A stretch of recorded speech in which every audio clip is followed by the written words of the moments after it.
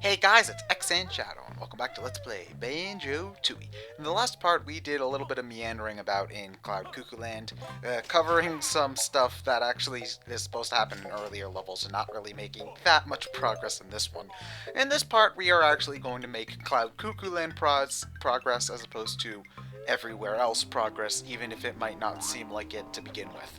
Now, right now, what we're going to do is that we're trying to make our way towards, well, basically, we're trying to get a, what's the word? We're trying to do some more stuff with Solo Banjo here, and basically what we're trying to do is get to the Floatus creature that we hatched with Kazooie. Thing is, however, since Banjo can't use the springy step shoes, we have to go this other way around by using our new ability, the Sack Pack, or Shack Pack, or whatever the hell it's called. Basically, what you need to do is you press Z and up, and then you can hop around like one of those sack races. Because I'm sure you did those in like gym class or something as a little kid. So that basically it lets you hop on top of hazardous objects like that bramble there, and it'll let you bounce on top of like hazardous water too. So it's kind of it's a similar ability to the one that lets you go inside the backpack, whatever one that's called, but it's also used in different ways. So I like it, even though it's kind of a honestly it's a little bit of a lame ability to end this little escapade on. You know, it's just like the last ability you get's this one, so it's okay, I guess. You know, I would have rather had something else to be our last ability, but I can deal with this. So anyway, in order to get up to that cheese block there, Solo Banjo, we're going to need to put that bean there and get it to grow, but we won't be doing that for a little bit of time. But yeah, I meandered about aimlessly for a little while there, and I picked up those notes along the way. You can just get those notes at the entrances of different parts of Cloud Cuckoo Land, so you'll run into those notes no matter what, so don't worry too much about missing those. You'll find them eventually. It's not really that big of a deal. So right now, I think we're actually trying to help open up the way to the what's it called? No, wait, I know what I'm trying to do. Ow! I think at this point I'm trying to get well, I gotta get somewhere with Kazooie Solo. I'm pretty sure it's to hatch another Floatus egg, but don't quote me on that because I might be wrong. Oh, damn it! Ugh. I gotta say, I do love the following animations, though, especially how much they slide about it. God, salami people. Eh. Anyway, yeah, let's try that again. The time limit on this Clock Climber boots is a little bit strict, so you're gonna have to make sure that you don't mess around as much as I messed around that first time. But see, look, I only barely made it up here with the going like in a pretty much a beeline. So don't try to mess around or meander about with that too much. You're just gonna end up screwing yourself over later on. Anyway, this Floatus creature is well, we have to hatch it in order to get to the second act of the Mr. Fit challenge. So once you hatch the egg, you've got to get Solo Banjo up there to drop a bean into that hole, and then once you grow them, you can send Banjo back over there to go and take part in the second Mr. Fit challenge. So until you do that, just sort of ignore it and do other things before you head off to growing the beans, because you do a couple of different things at once when you grow the beans, so don't worry about that for a little bit. Anyway, if I remember correctly, that is one of, if not the last empty honeycomb in the entire game. There might be another, but I don't really remember where that is at the moment. So if that's not it, I'll be sure to mention it later on in the commentary. But you press that button as Solo Kazooie, and you open up the trash can. Now I think you can enter the trash can as Banjo and Kazooie, even as long as you open it as Solo Kazooie.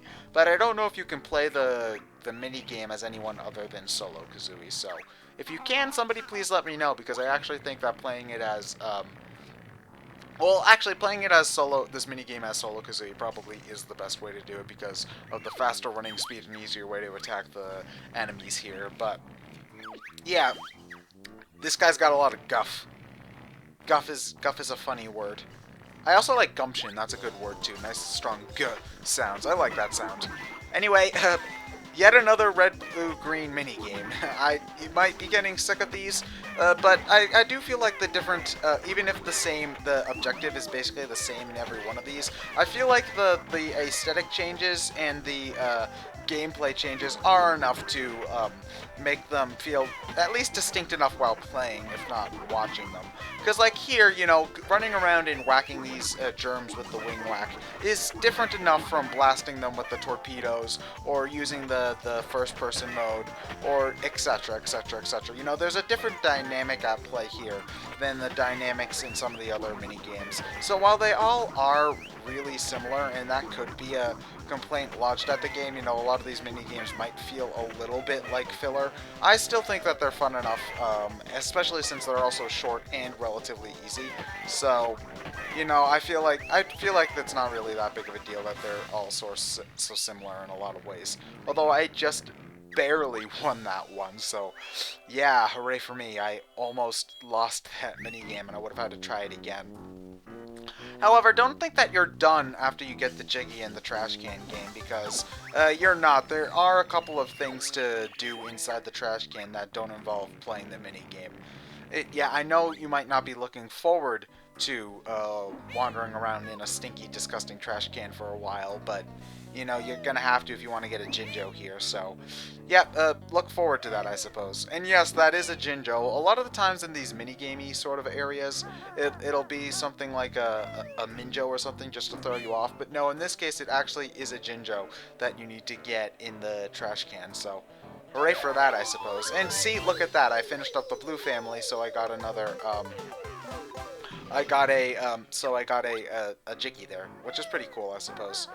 Anyway, I'm doing this wrong. You're not actually supposed to shoot a Clockwork Kazooie egg into the soda bottle there. What you're supposed to do, and I'm pretty sure you saw the hole when I was on the backside of the trash can before I started the minigame. What you're supposed to do is you're supposed to shoot a Clockwork Kazooie egg in there. What that'll do is that'll lead you to another... Oh, actually, you know what? That sound made me realize that you can't actually get in there as solo Banjo. I mean, as Banjo and both Banjo and Kazooie, because I think it's a timed thing where after enough time passes, the door will close, and you'll have to press on the solo Kazooie button in order to make it there. So, okay, I was wrong. You have to be solo Kazooie to play the minigame. You can't get in there as Banjo and Kazooie unless, of course, you cheat. But yeah, you shoot a Clockwork Kazooie egg in there, and then you get another button for the Super Stash safe. And I love this animation. Kazooie just sort of wriggles her head around there and keeps her rest of her body completely still. Okay, that's a realistic animation, of course. Yeah, that makes sense. Good for you, game. Nice animating power there. I totally... well, it was funny, so you know what? I'm cutting you some slack this time, game.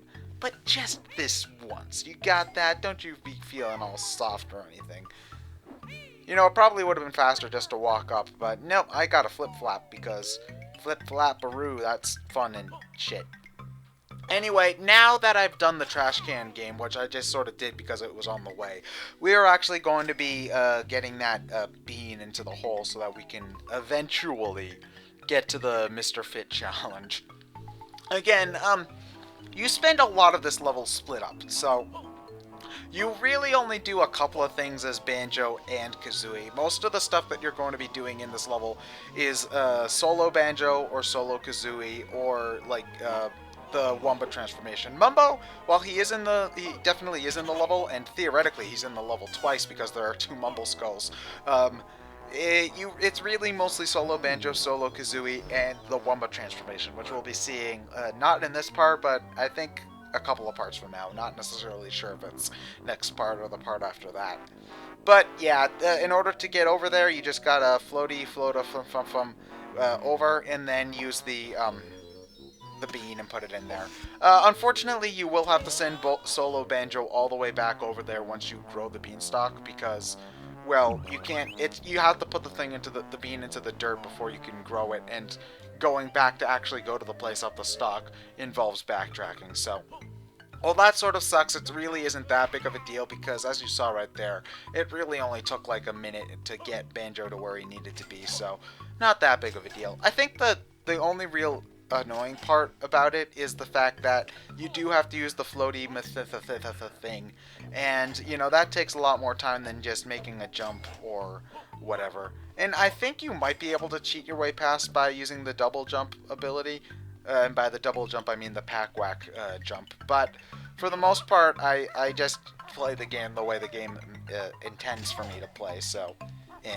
Although I do gotta wonder if the pack whack jump is still there in the XBLA version, because they did make some other minor changes to the formula, so you know I wouldn't be surprised if I just wouldn't be surprised if they did fix that glitch, even though it's really not a harmful. I mean, you can't really sequence break that much with the thing. You definitely can't like get any abilities early or get any jiggies early by using it. So, well, actually, you might be able to get certain jiggies or abilities early with it. I'm not really sure. It's not something I ever really use, except for maybe to just jump up to a place I would normally need to use a ZA jump for. But anyway, this is the red Mumbo Skull. Now, oddly enough, this actually has a Jinjo in it. If you get a real Jinjo in the Mumbo Skull, you're going to want to just go up and talk to him right away. But if you find a Minjo in the Mumbo Skull, wait to go up the stairs until you actually want to deal with Mumbo on his own. Like, do the stuff with Mumbo, like the Mumbo pad and stuff like that. You know, giving him the global, that sort of thing. Going into the Mumbo Skull with the real Jinjo in it starts this cutscene. And now, sometimes the real Jinjo will be in the blue one, and sometimes it'll be in the red one. It's randomized. But yeah, Mumbo has a surprise for us. That's pretty cool. So, what do you want? Normally I need to give you a global— Ow! Damn it! Red eyes? Gotta get clear eyes or something. Oh. Damn it! Arnold Schwarzenegger took him over. Well, shit. So yeah, this is Mingy Jungo, Cloud Cuckoo Land's boss. Ow!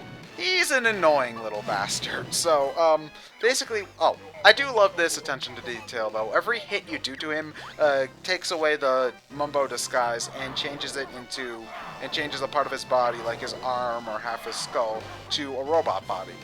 So this boss fight is simple but deceptively tricky. Like, not hard, but tricky, you know? Basically, this first part is dodging his sort of laser blasts, and then you gotta counterattack him. You know, simple stuff, but he does shoot these things pretty damn fast. So if you don't keep a good distance, you will, you know, you'll probably get hit by them. The thing is, however, is that your time frame in order to hit him after you dodge all the blasts is relatively short. It's only a couple of seconds. So, you know, it's really just a matter of finding the perfect middle ground where you're far enough away to to dodge the shots easily, but you're still close enough to reach him so that you can get a good a peck in or a grenade egg in before he teleports again, because he likes to Ganon all over the place. He just loves the teleport maneuver. And I don't know whether did Grunty make Minky Jungo, or is Minky Jungo just sort of his own thing? You know, I'm not really sure. Although I do gotta say, I love his design. It's just something about a robotic shaman skull dude is just cool. I just like the way he looks. He's one of the more menacing bosses in the game, and also seeing like parts of Mumbo's flesh fall off onto the ground is unnecessarily creepy. So yeah, I do think this is one of the more fun boss fights in the game to fight. You know, not too hard, but not too easy, and it's appropriately challenging for this point in the game, I think. Banjo-Tooie isn't a game that's really about its combat, but I feel like this is a fun boss. You know, it's one of those attack-answer sort of bosses that manages to keep up a fast pace, which you don't really see a whole lot of in gaming. You know, like in a lot of bosses, like in a lot of video game bosses, it's a matter of boss does attack, leaves himself open for counterattack. In this case, you know, it's the same exact pattern, but the area is small enough and the attacks are fast-paced enough that— oh, shit, the part's over.